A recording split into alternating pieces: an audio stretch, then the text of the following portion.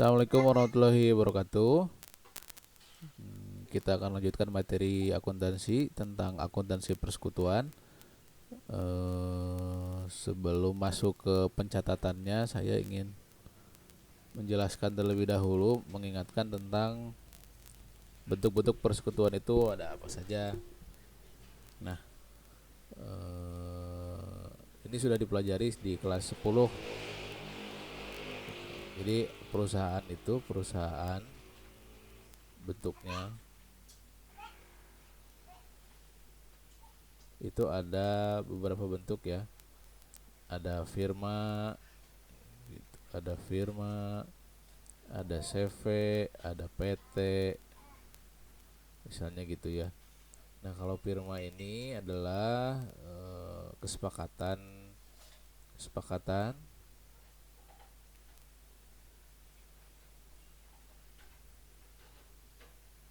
ini kesepakatan dua pihak,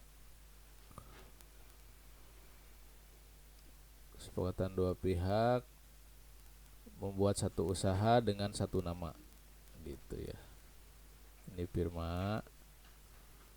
Kalau CV itu adalah kepanjangan dari Komenditer Penotskap gitu ya. Kalau ini ada dua fungsi. Yang satu sebagai pemodal, yang satu lagi sebagai pelaksana. Ini juga ada pemodal pasif, ada pemodal aktif gitu ya. Kalau PT ini perseroan terbatas.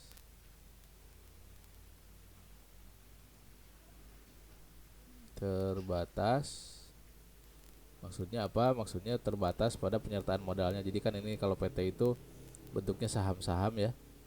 Nah, jadi kalau saham-saham, si pemegang saham itu terbatas pada saham yang dia punya gitu. Makanya disebutnya perseroan terbatas. Jadi terbatas atas saham yang dia punya, atas modal yang dia sertakan di perusahaan tersebut.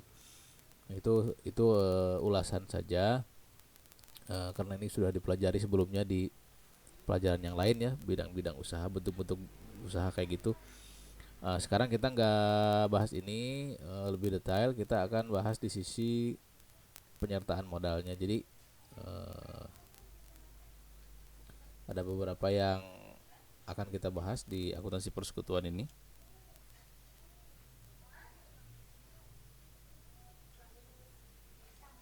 Akuntansi persekutuan.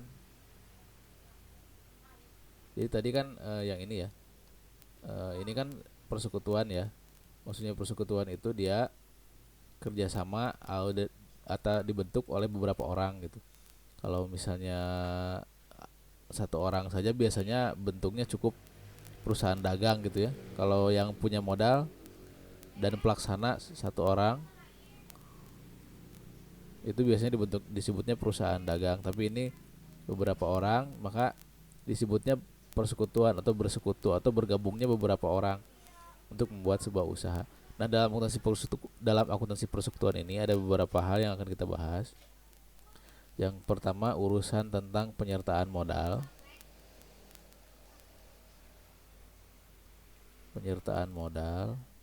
Yang kedua, urusan tentang bagi-bagi laba atau rugi gitu. Jadi karena ini bergabung atau bersatu beberapa pihak, sehingga ada beberapa pihak yang menyertakan modalnya di awal. Si A dan si B misalnya membuat perusahaan, apakah itu firma, CV atau PT. Kalau PT menjual saham misalnya gitu, maka ada modal yang disertakan. Kemudian ketika berlangsung usaha, maka ketika perusahaan sudah dapat laba atau dapat rugi gitu ya, dia harus bagi-bagi karena ini terkait beberapa pihak. Jadi ini yang urusan yang akan kita bahas di akuntansi persekutuan, bagaimana menyertakan modal dan bagaimana bagi-bagi laba seperti itu. Nah, banyak kasusnya. Misalnya tadi sudah dijelaskan, si A dan si B dia bikin firma. firma, misalnya firma AB gitu kan. Nah ini juga persekutuan.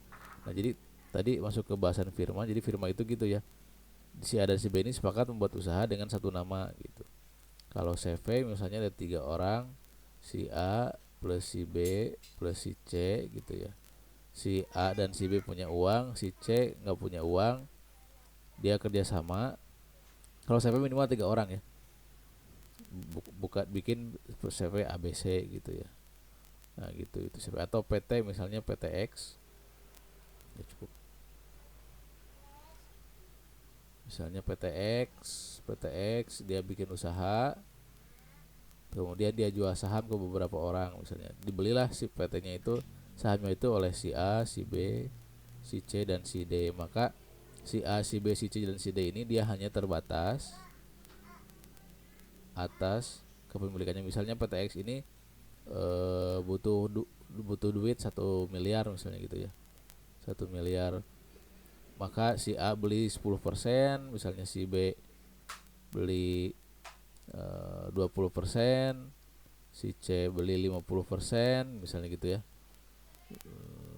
si D beli 20% misalnya gitu. Maka si A ini mengeluarkan uangnya cuman 100 juta, si B 200 juta, si C 500 juta, si D 200 juta. Totalnya 1 miliar ya. Dan ya terbatas atas uang yang dia keluarkan saja kan. Atas masing-masing yang dia keluarkan itu terbatas. Maka disebutlah perseroan terbatas atau PT. PT sendiri sebetulnya ada dua ya.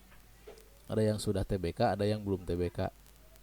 TBK ini kalau kamu lihat ada yang belum TBK. Contoh misalnya PT Indofood. PT Indofood di ujungnya misalnya ada TBK. Ada juga yang nggak ada ujungnya TBK. Artinya kalau yang sudah TBK itu dia yang sudah listing saham di pasar modal di Bursa Efek ya. Seperti itu, dia sudah melakukan IPO. Initial Public Offering. Jadi dia sudah menerbitkan sahamnya di Bursa Efek Indonesia. Kalau yang belum TBK berarti belum IPO. Gitu aja sih beberapa contoh penyertaan modal yang terjadi di akuntansi persekutuan. Nah, kemudian kita akan lihat beberapa contoh atau salah satu contoh mungkin ya. Tadi saya udah bikin. Nah, jadi seperti ini. Ada contohnya. Misal ini akan membuat firma pada tanggal 31 Juli 2019. Samsul dan Ahmad akan membuat sebuah firma. Misalnya firmanya namanya sebuah firma dengan nama gitu ya.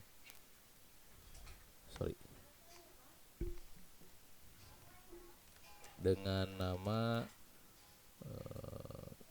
Samad bisa gitu ya. Samsul dan Ahmad gitu ya. Nah, jadi gitu ya. Jadi Samsul dan Ahmad ini dia mau bikin usaha, sebuah usaha berbentuk firma dengan nama Samad.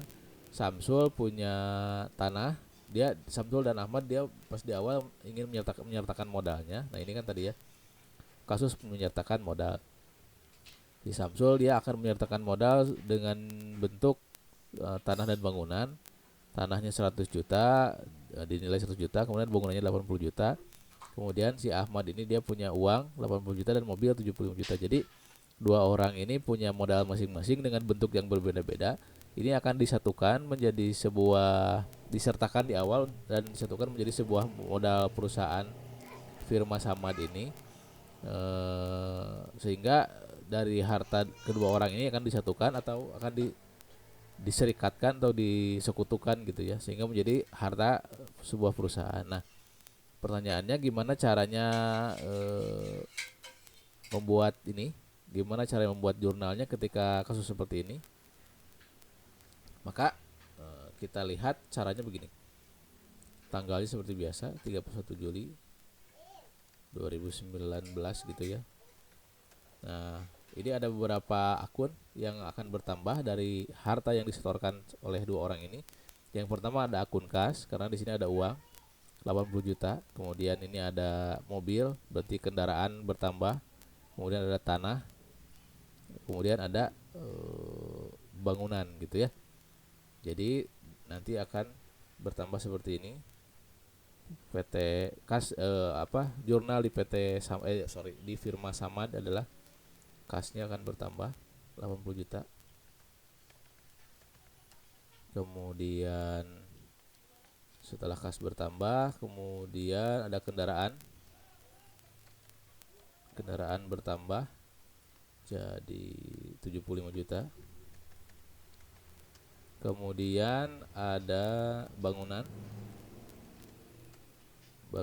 bertambah 80 juta, karena ini langsung diakui sebagai aset perusahaan karena sudah disetorkan oleh dua orang yang tadi akan bersekutu ini ya.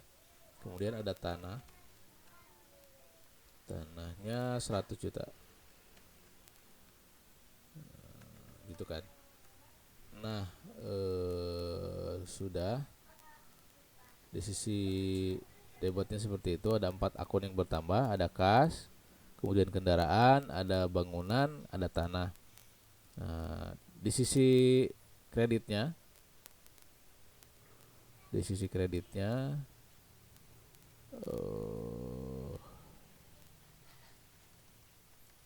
maka ada modal Samsul dan juga ada modal Ahmad gitu ya. Modal Samsul berapa? Modal Samsul kita jumlahkan 100 dan 80 berarti 180 juta. 180 juta. Kemudian modal Ahmad berapa? Modal Ahmad 80 dan 75 juta. Berarti 155 juta.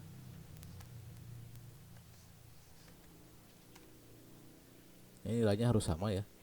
Coba kita cek dulu.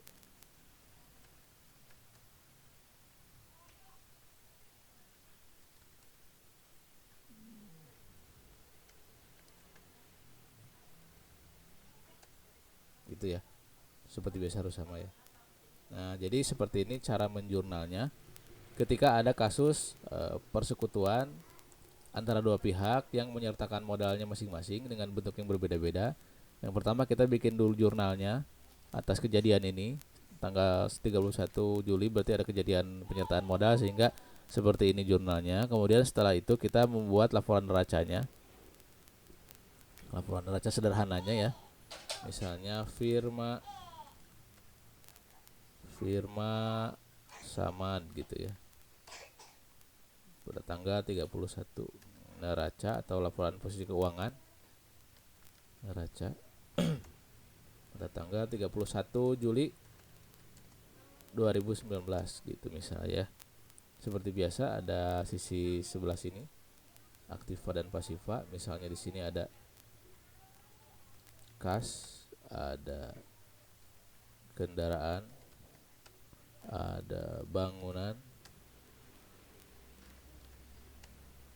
ada tanah misalnya gitu ya. Atau mau dibikin aktiva lancar, aktiva tetap boleh sih. Kamu bisa melengkapinya dengan item-item itu. Kemudian di sini ada kewajibannya kosong karena nggak ada hutangnya, dan modal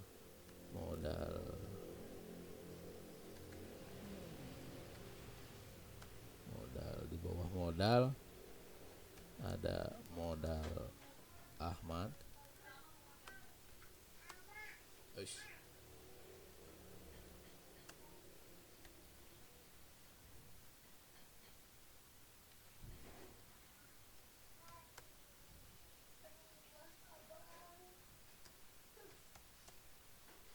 Ada modal Samsul gitu ya. Ini dijumlahkan menjadi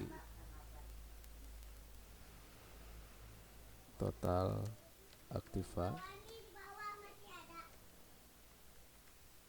gitu 335. Di sini ada nanti total pasifa ya.